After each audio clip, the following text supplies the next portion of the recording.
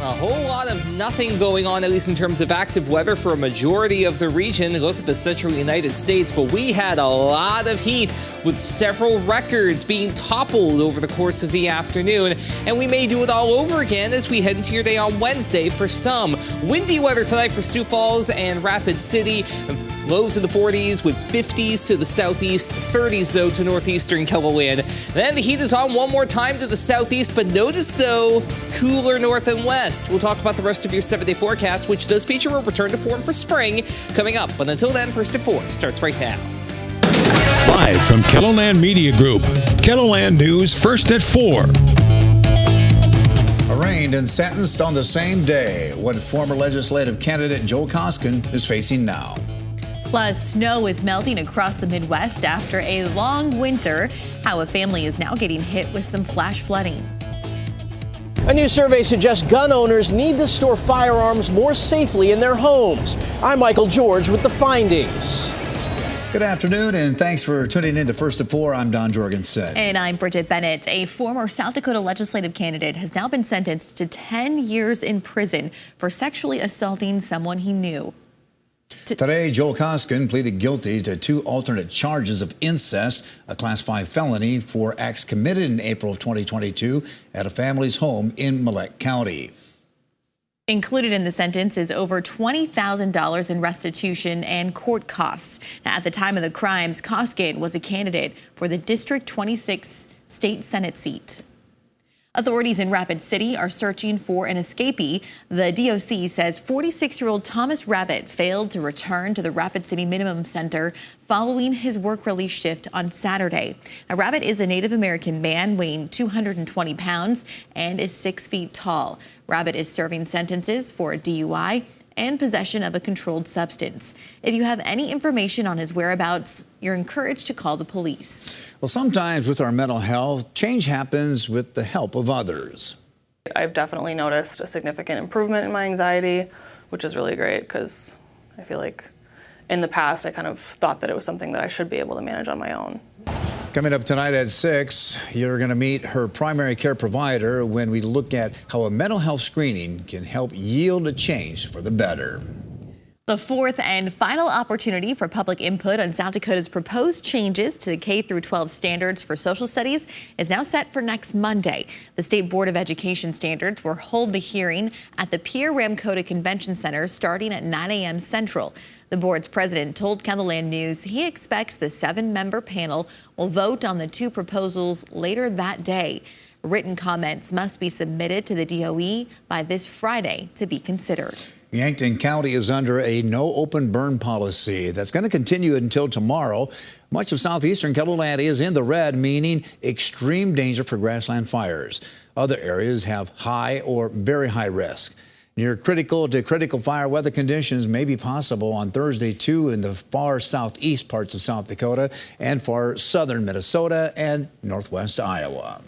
Watertown is preparing for the Big Sioux to possibly flood over the weekend. The National Weather Service says there's a slight chance for moderate flooding at the Broadway River Gauge between April 8th and the 15th.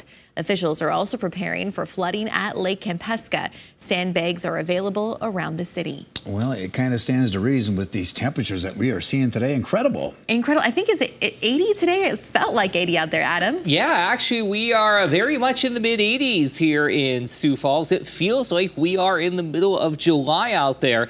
But we also still have those fire weather concerns to go along with the heat, not to mention the very dry air and dry vegetation in place. Red flag warnings remain in effect in pink for the rest of the evening for southern, southeastern KELOLAND as well, about as far north as the Huron area. So please continue to be mindful with any outdoor heat sources as we go through the rest of your afternoon, through the evening, and even into the first part of your night. But that heat today, my goodness, it got very warm. And you know what? We'll just say it got hot in several locations. 93 for Pierre and Winter. Both of those are new records. 92 for Chamberlain, 90 Valentine, as well as Phillip, 89 toward Mobridge. Basically, wherever you see an asterisk, that is either a tied record or a broken broken record. For the areas that tied a record, that would be Mitchell and Spencer at 89 and 84. Everybody else, Huron at 90, Mobridge 89, Spearfish 81, Rapid City 87. Those are all broken records. Now, Sioux Falls is still within striking distance. Not a whole lot of time left. We're at 86 for a high temperature so far, 85 in Yankton. But we are going to certainly challenge at least one more record high temperature in Sioux Falls before we are all said and done.